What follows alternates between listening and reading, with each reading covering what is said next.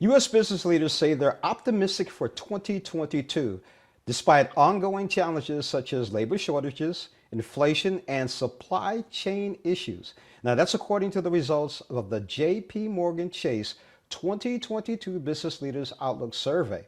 Now, joining us today is to discuss the results of the survey and business leaders' sentiment headed into the new year is Jim Glassman, head economist at JPMorgan Chase Commercial Banking. Good morning, Jim. How are you?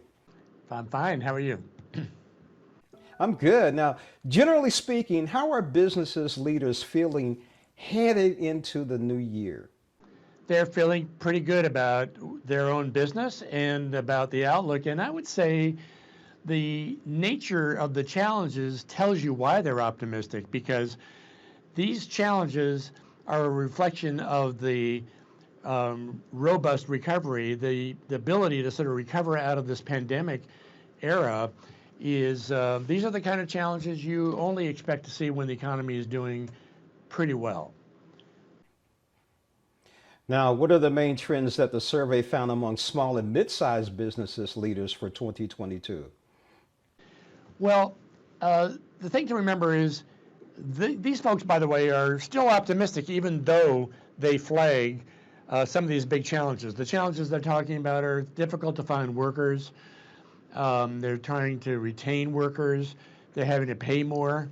Some of the challenges, which are probably more short-term in nature, supply chain bottlenecks that we've been dealing with for the last year or so, congestion in the shipping channels, the transportation system, and then managing the costs. The costs are a big issue short-term because there are limits on what you can do to recoup this. You can't.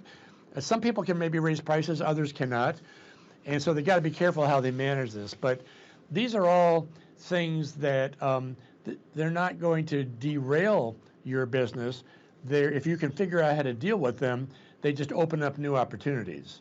So this is a whole different kettle of fish that we're dealing with right now than a couple of years ago, where the main concern was, am I going to survive?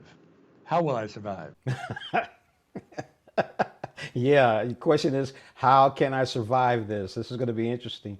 Now, what are some of the top challenges businesses are facing, and how are they preparing to address these challenges? Well, when it comes to the labor issue, I think what's happening is businesses are realizing this has been brewing for a while. It's not just the pandemic that sort of exposed a shortage of workers. Even before the pandemic, businesses were telling us they had roughly 7 million jobs they couldn't find people for. So they're starting to realize that the pandemic, I think, has sort of reminded them that this is probably an ongoing challenge. It's going to be with us for a while. So what are they doing? Well, they are doing what you would expect. Increasing pay, increasing benefits, looking for more flexible work arrangements, in-house training programs, the kind of things that workers are going to be pleased, and that's my guess is that it will help to sort of bring the workers in and hold them there. When it comes to things like supply chain issues, folks are diversifying a little. They're looking to other regions. They're looking to other suppliers. But honestly, if a lot of the physical things, a lot of the goods that the consumers want are coming from elsewhere and they're being shipped here by ship, well, there's not a whole lot you can do until the congestion at the ports clears. So for them, it'll take time to resolve some of this, but we are seeing early signs that the bottleneck pressures are beginning to pass. When it comes to cost pressures, people are trying to figure out how to stockpile more, how to have, for the longest time we were focusing on just-in-time inventories. When you're going through an episode like this, it makes you think that, well, if you want to be a reliable producer, you need to have the goods on hand. And so people are thinking about just-in-case kinds of inventory management. But my guess is, as the year progresses, we'll see a lot of these challenges sort of move behind us. The labor issue, I think, is going to be with us a little longer. It's interesting. here in St. Louis, being part of the startup community and talking to a lot of millennials, when you start talking about job shortages and they're not wanting to enter the job market, have you had an opportunity to talk to some business people or people, employees? Because I keep hearing, especially from millennials, I don't want to do the 9 to 5 because I hear my dad and my mom and my uncle and my grandparents talk about how they were treated at work and how hard it was and coming home with all this stress and frustration. I don't want that. I'd rather be a part of a startup and feel comfortable and do something on my own. Yeah, and if you could do it, great. That's every generation has been through that, and we all look for, it's right to, if you can do it, that's fine. But I think a lot of people are going to find that it's pretty difficult, and if you can stomach the volatility and the uncertainty, I think each generation is getting more help from their parents' generation, so they're able to do this. I mean, I love my favorite book, by the way, is The Boys in the Boat.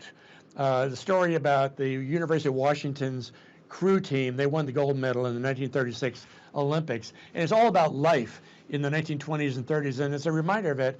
Our parents, our grandparents, they dealt with we're much more fortunate than they were. And I think each generation gets a little more help from their parents. Well, it makes it easier to try that. I think, though, when you think about all the help wanted signs you're seeing right now, the real issue, frankly, is that there were a lot of folks that dropped out. 4 million folks just left the job market. Well, a lot of them worked in the restaurants, in the bars, in the fitness centers, and they were able to do that because all the help that was provided through the unemployment insurance system gave them pay that they could sort of survive on. But now a lot of those programs have expired, and so I think we're going to see, as people sort of reassess their opportunities, I think we're going to see more and more of those folks coming back into the job market, and I think that's what the Federal Reserve is expecting as the year progresses. So as things slowly get back to normal, my guess is some of those issues will settle down. Now, what advice do you have for business leaders for the first few months of 2022? Because I sit there with other small business owners having coffee in the morning at Starbucks, and every year, January, February, March, that first quarter, we're nervous, we're scared. We're always nervous, right? And we should be. That's what makes businesses so good.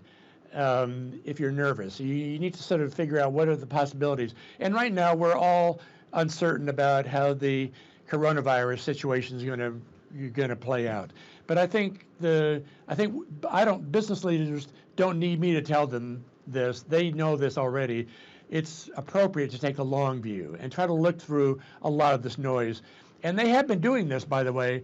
From the early days when we were monitoring business leaders back in 2020, I noticed that people were willing. They know that this is the way life is, and there's always something that's going to throw you off course.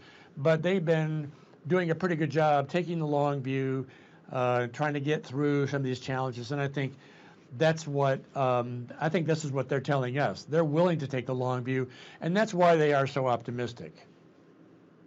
And by the way, if you want more information, you can take a look on the web, jpmorgan.com/business leaders outlook, and you'll get a lot more information from the survey that we took of business leaders. I'm going to do that, Jim. Thank you so much for joining us on Morning Blend. Jim Glassman, head economist at JPMorgan Chase Commercial Banking.